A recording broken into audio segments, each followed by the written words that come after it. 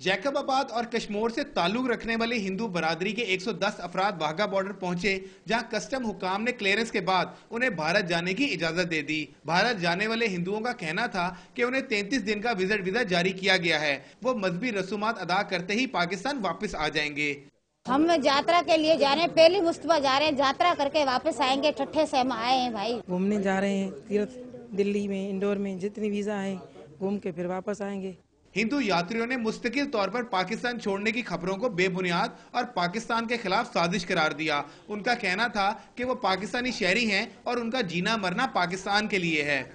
सब यात्रा करके सब बंदे वापस आएंगे। ये मसले अलग अलग से हैं, बंदा तंग हो गया कह देता है जज्बात में आके, लेकिन इस बातों को मायने नहीं रखते। आई लव पाकिस्तान, पाकिस्तान जिंदाबाद।